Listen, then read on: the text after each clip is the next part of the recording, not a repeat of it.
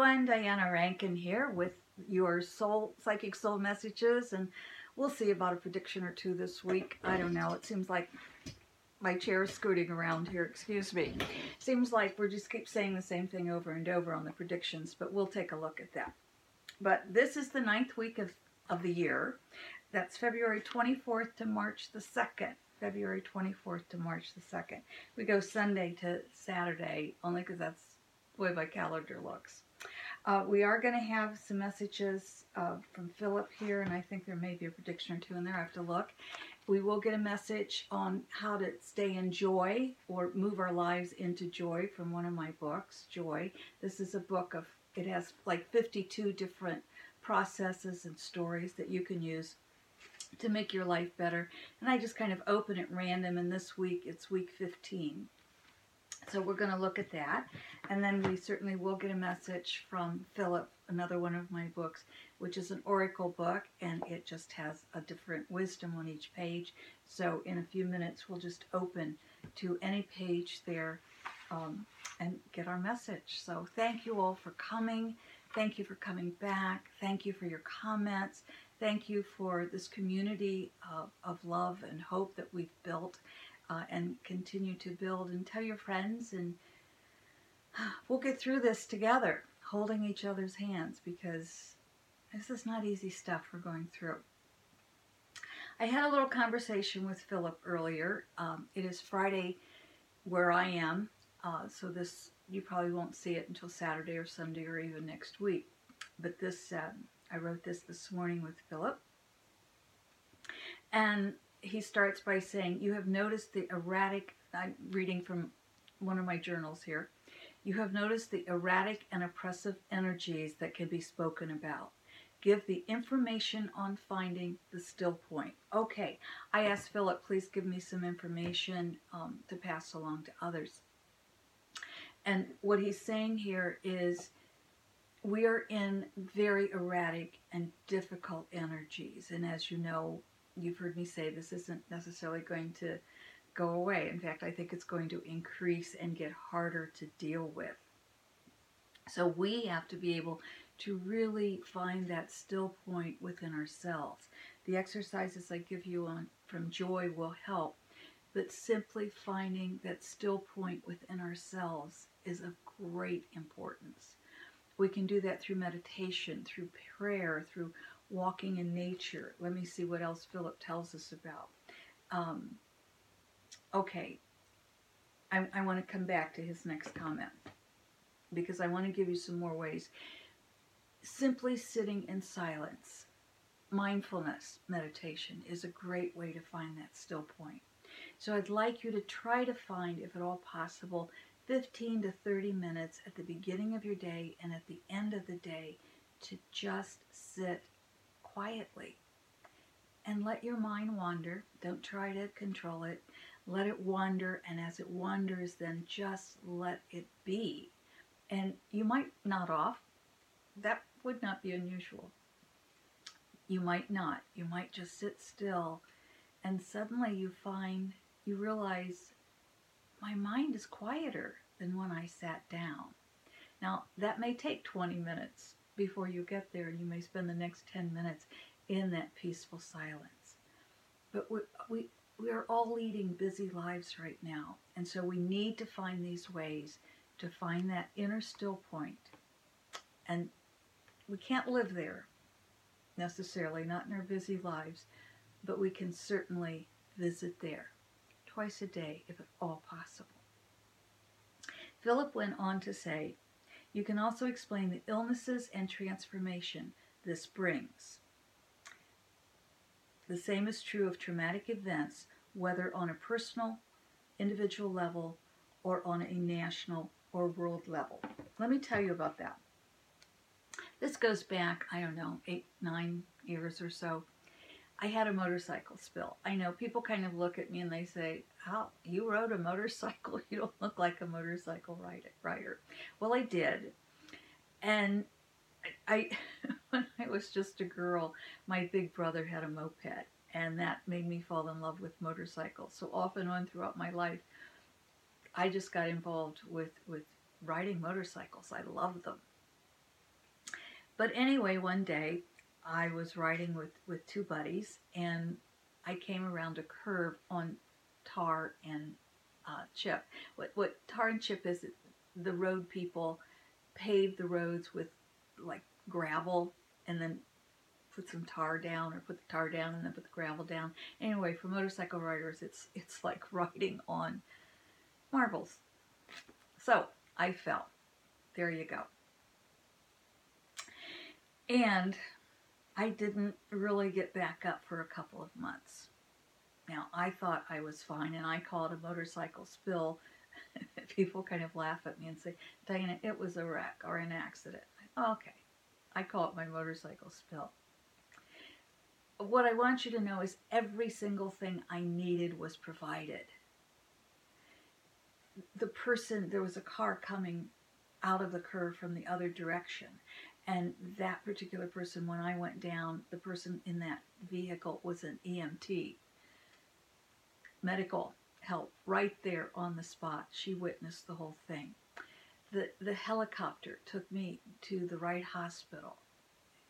I had six broken bones, or 6 or 7 broken bones on this side, which is why this shoulder may look smaller to you than this shoulder. It is, because I broke the front and the back. And then I had, my right hand was broken. So what did that mean? Well, it meant I had a right foot I could kick people with still, but I couldn't walk because the left leg was broken. So I needed a wheelchair because I couldn't use crutches because of front and back hair was broken. So what it meant then is I needed a wheelchair that I could reach the ground with. Now, I think I'm 6 foot, but I'm really only 5'2", and I'm not a very big person, so I needed a wheelchair that was almost a child's size wheelchair. Okay, that said, the occupational therapist came in and said, we don't have any that size on this ward. And the nurses told me the same thing. Well, in the middle of the night, I used to get visited by this male nurse, and I don't recall his name. I was on a lot of painkillers, and so my mind wasn't working well. But he would come in, and he had the most calming energy. I call him Angel. He was my angel. And I told him about the wheelchair, or he came in, and I think he told me about it. I believe, if I'm recalling correctly, he came in and he said, I hear you're looking for a smaller wheelchair. And yes, one I can reach the ground with. And he said, all right, we'll get you one. Well, the next day, after all the other nurses told me no wheelchair existed on this ward, there was this wheelchair that I could sit in and be comfortable. It wasn't huge. Okay, so that said, same thing happened when I was in the nursing home recuperating and rehabilitating. The therapist said, no wheelchair, your size. They're all used up. But the next day, she came in a door that she never used. And guess what was sitting right there?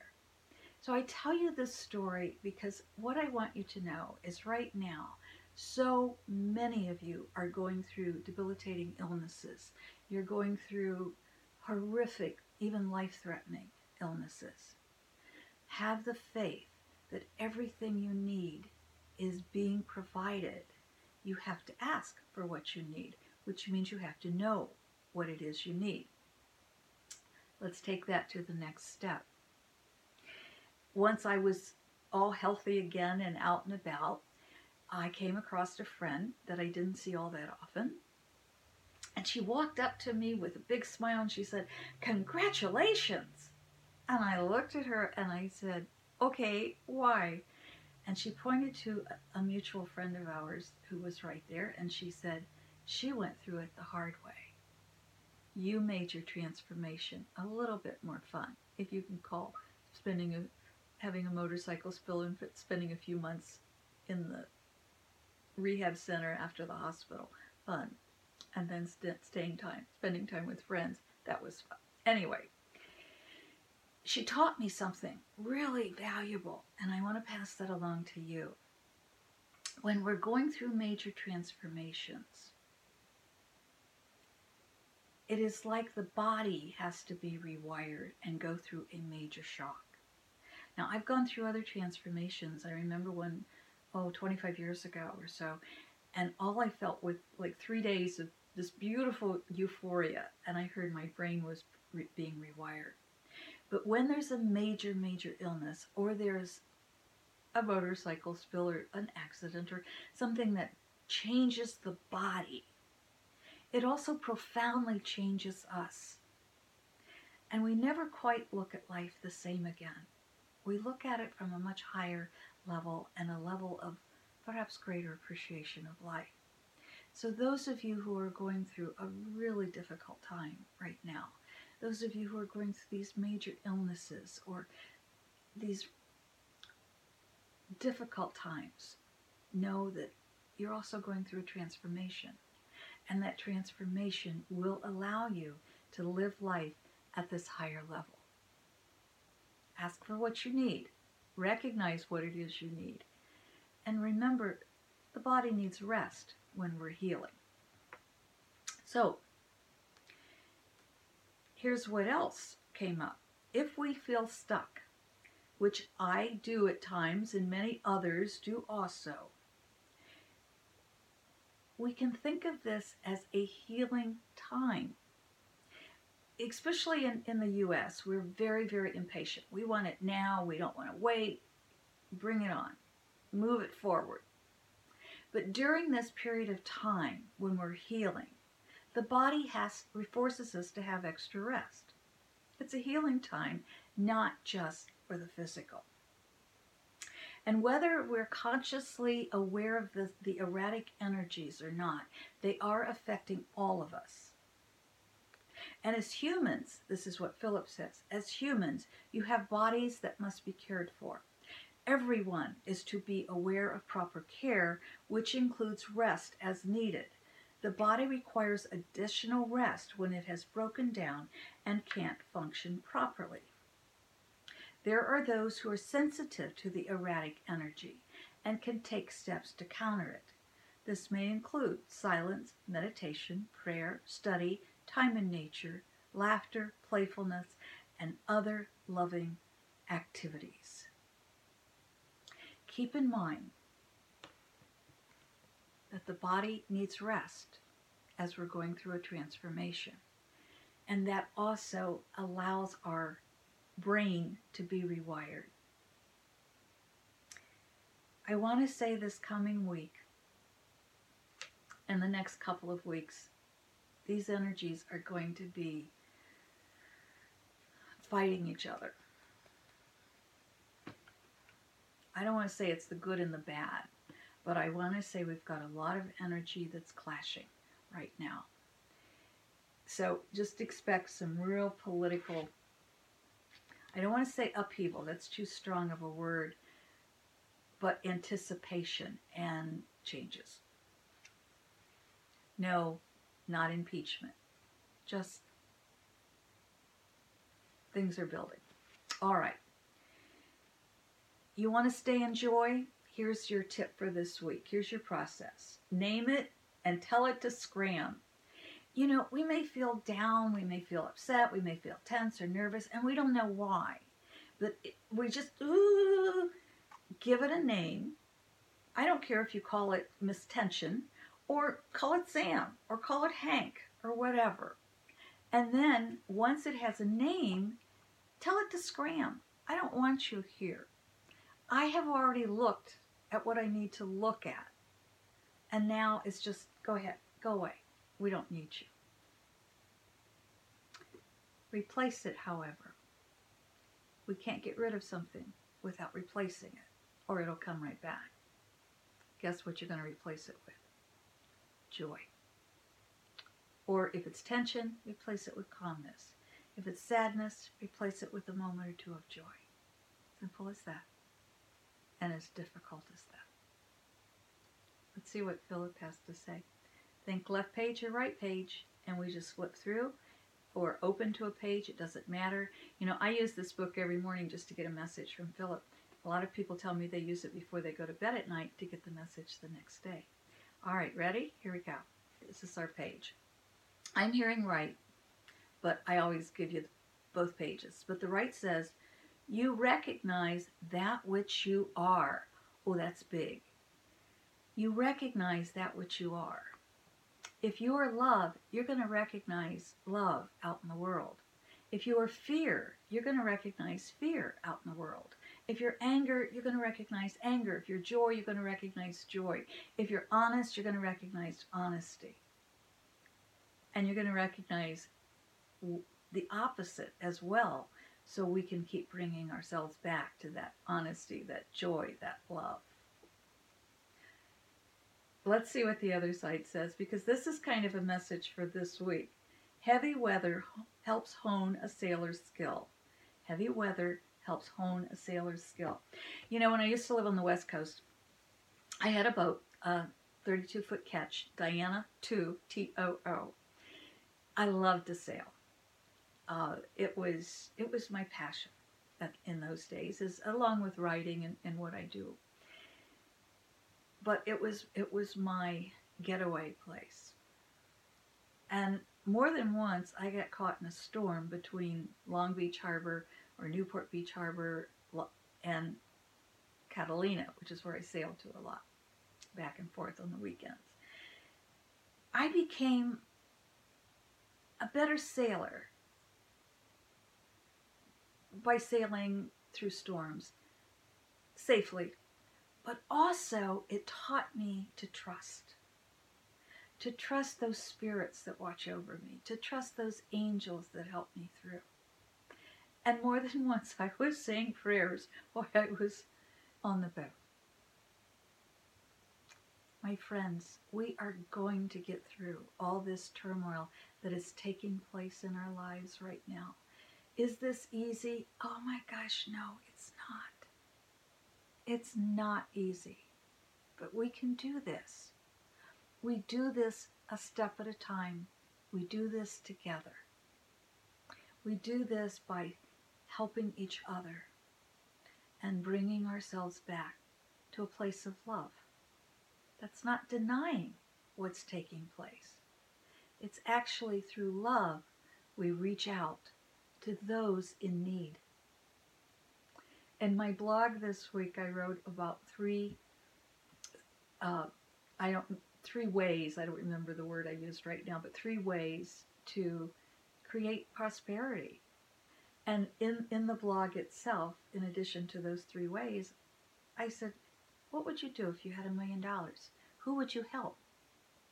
If we live in fear, we can't help anyone, including ourselves. If we live in lack, we can't. We're barely helping ourselves, which is why it's important to live in love, live in prosperity, live in faith, but do the practical things as well. So the practical things might be calling or writing your congressperson. It's not about hiding our heads in the sand. It's about speaking out appropriately in love. Make it action. What are you doing this week to help another? Share it below. I love to read those stories about how you reach out in love to help others. I hope that you're able to receive the love that I'm sending to you. Daisy's here with me. She's sending love. She's sound asleep. We didn't wake her up this time. But thank you from us for receiving the love we're sending to you. And thank you for the love you send to us.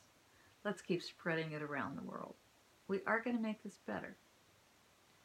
Let's help each other through these rough times. Thank you.